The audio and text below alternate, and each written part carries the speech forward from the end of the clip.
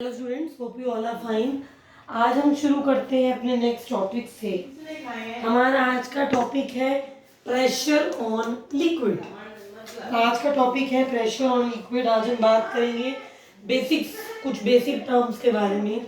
Pressure क्या होती है, डेंसिटी क्या होती है, रिलेटिव डेंसिटी क्या होती है, ऐसी बातें हम इस बारे में बात हम आज की वीडियो में करेंगे। Pressure on liquid, the normal force exerted by the liquid per unit area is known as pressure।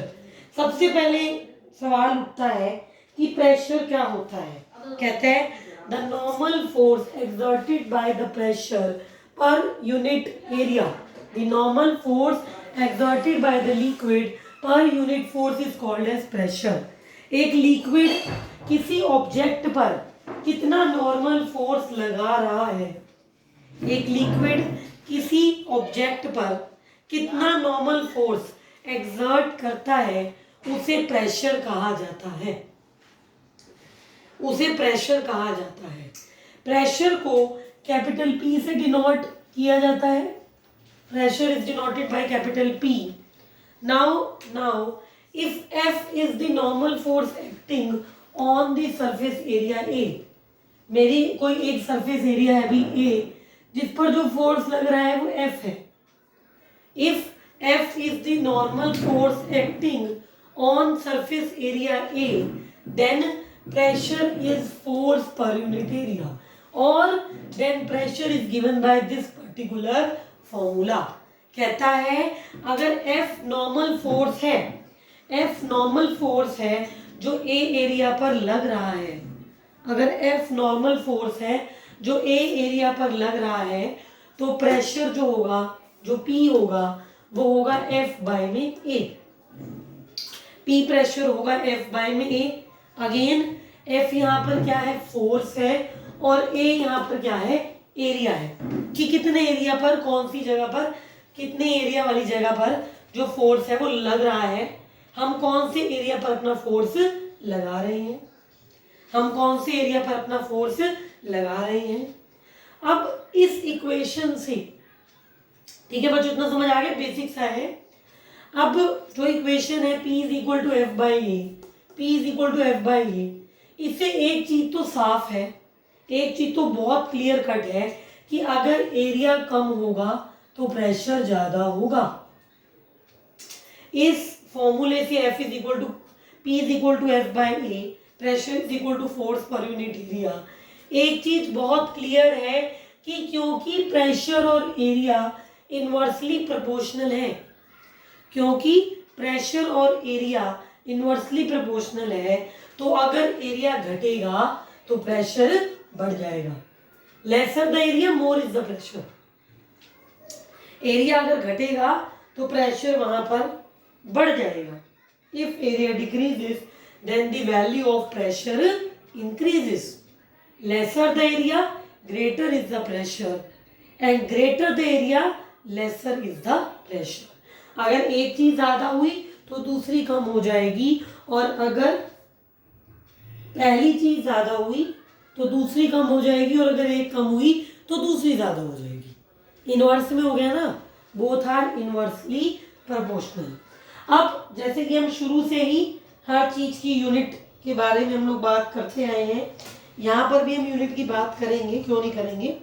जो एसआई यूनिट है प्रेशर की, जो एसआई यूनिट है प्रेशर की, वो है न्यूटन पर मीटर स्क्वायर, वो है न्यूटन पर मीटर स्क्वायर, और सीजीएस यूनिट है प्रेशर की डायन पर सेंटीमीटर स्क्वायर। एसआई यूनिट है प्रेशर की न्यूटन पर मीटर स्क्वायर, और सीजीएस यूनिट है डायन पर सेंटीमीटर स्क्वायर। डायमेंशनल फॉर्मूला क्या है प्रेशर का, डायमेंशनल फॉर्मूला क्या है प्रेशर का, M L minus one T minus two, M L minus one T minus two. अब पेपर में भाई एक क्वेश्चन एमसीक्यूज में, फिल इन द ब्लैंक्स में, या गिव रीजन की फॉर्म में, एमसीक्यू में फिल इन द ब्लैंक में या गिव रीजन की फॉर्म में पूछा जाता है कि प्रेशर एक वेक्टर क्वांटिटी है या स्केलर है, कि प्रेशर जो है क्या वो एक स्केलर क्वांटिटी है या वेक्टर क्वांटिटी है। गिव रीजन ऑल्सो, कि जॉन से वाली है वो ही क्यों है, what is the reason behind that thing, ये आपसे एग्जाम में पूछा जाता है. It is most frequently asked in exams. Pressure is the scalar quantity. Pressure एक स्केलर क्वांटिटी है. क्यों? Pressure is the scalar quantity. Why?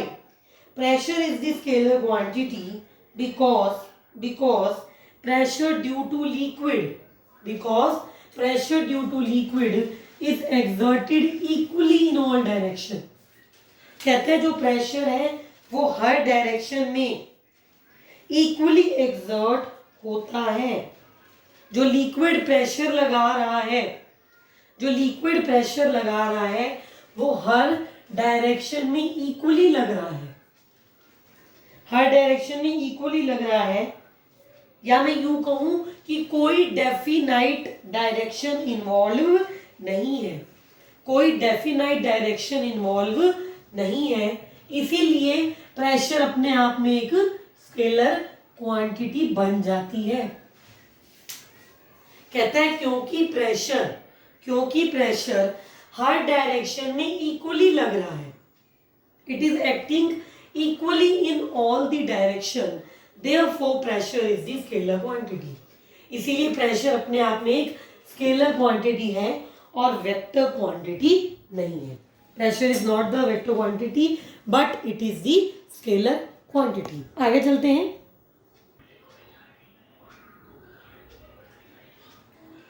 Next है आपका some applications of concept of pressure. जो अभी हम लोगों ने प्रेशर के कॉन्सेप्ट को समझा उसकी कुछ एप्लीकेशन जो है उनके बारे में हम लोग अब बात करेंगे. Some applications related to the concept of pressure.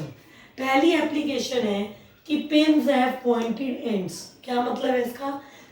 Pin यानी कि जो जैसे हम लोग कोई वुड का कहीं पर काम चल रहा है, कारपेंट्री का कहीं काम चल रहा है, तो वो लोग जो किल यूज़ करते हैं, जो वो लोहे के जो आयरन के वो जो किल यूज़ किए जाते हैं वहाँ उसकी यहाँ पर बात हो रही है. कहते हैं कि वो जो पिन यूज़ किए जाते हैं उनके पॉइंटेड एंड्स क्यों होते हैं. Why the pins which are used have pointed ends.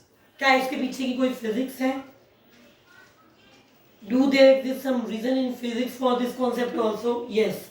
क्यों? कहता है in order to have least area of contact.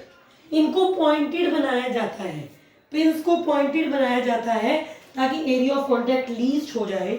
In order to have least area of contact. क्योंकि अगर एरिया कम हो गया due to which the pin when pin is pressed, due to which when the pin is pressed greater pressure is exerted and it easily penetrate the surface. क्या कहना चाहते हैं? कहते हैं कि जो पिन यूज किए जाते हैं उनके पॉइंटेड एंड्स इसीलिए होते हैं ताकि एरिया ऑफ कांटेक्ट जो है वो घट जाए. मैंने भी कहा था अगर एरिया कम होगा तो प्रेशर बढ़ेगा या घटेगा.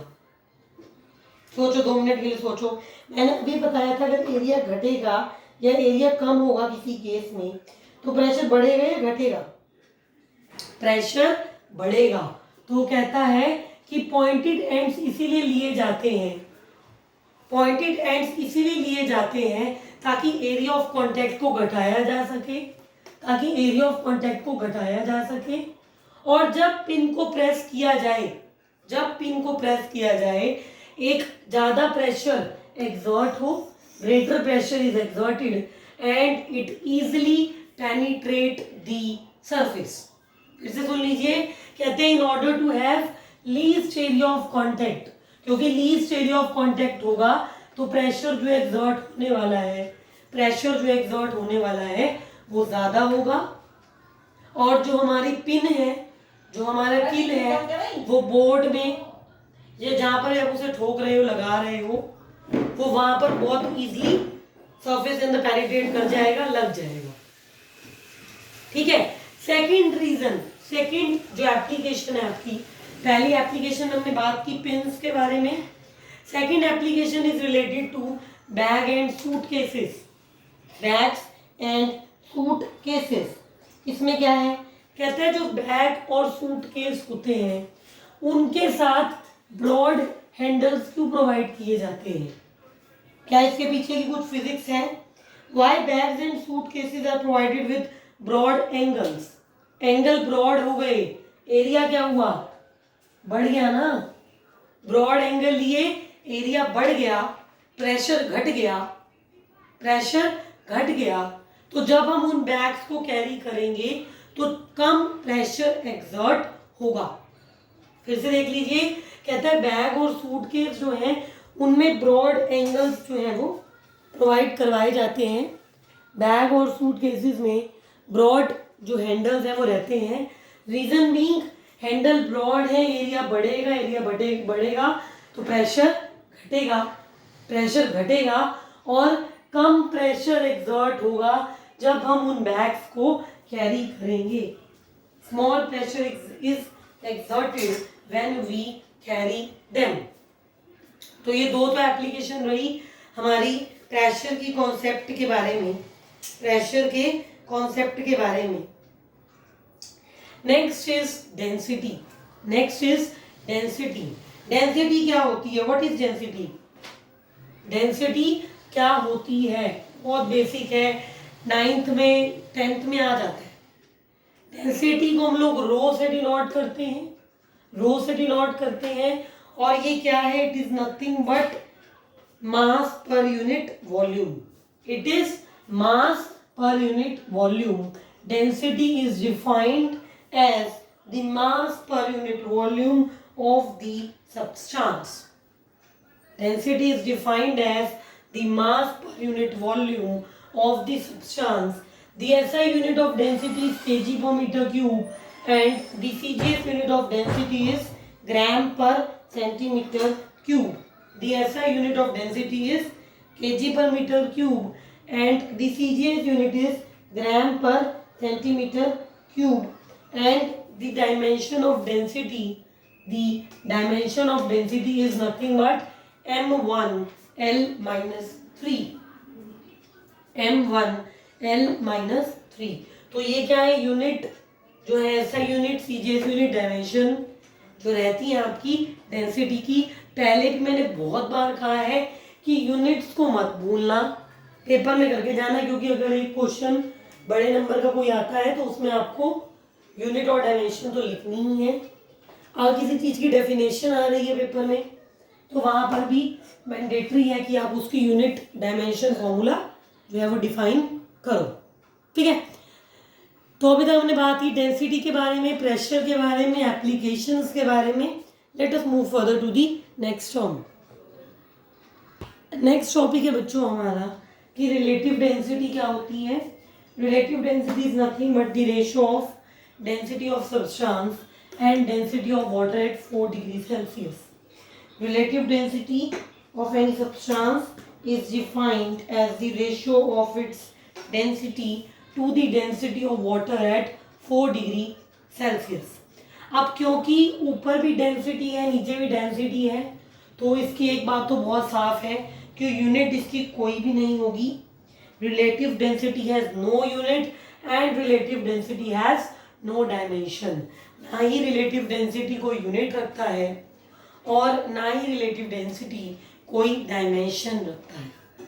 अगर मैं बात करूं कुछ इम्पॉर्टेंट रिलेटिव डेंसिटीज, कुछ इम्पॉर्टेंट डेंसिटीज की, कुछ सब्सटेंसेस की डेंसिटी की, तो सबसे पहले मैं बात करती हूँ वाटर की। वाटर की जो डेंसिटी है दैट इज 1.00 इंटू 10 की पावर 3 kg पर मीटर क्यूब। वाटर की डेंसिटी है 1 इंटू 10 की पावर 3 kg पर मीटर क्यूब। मर्क्यूरी की डेंसिटी है 1.36 इंटू 10 की पावर 3। इट्स बेटर इसको 13.6 कर लीजिए, पावर्स की दिक्कत है बुक में, 13.6 कर लीजिए। मर्क्यूरी की जो रिलेटिव डेंसिटी है वो है, मर्क्यूरी की जो डेंसिटी है वो है 13.6 इंटू 10 की पावर 3। ब्लड जो है डेंसिटी है 1.06 इंटू 10 की पावर 3 और ऑक्सीजन की डेंसिटी है 1.4 इंटू 10 की power 3। Paper point of view से, न्यूमेरिकल पॉइंट ऑफ व्यू से इन दोनों की डेंसिटीज तो आपको याद होनी ही चाहिए।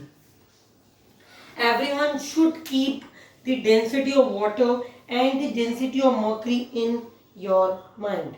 Again I am repeating, density of water is 1 into 10 की power 3, density of mercury is 13.6 into 10 की power 3, density of blood is 1.06 into 10 की power 3, and the density of oxygen is 1.43.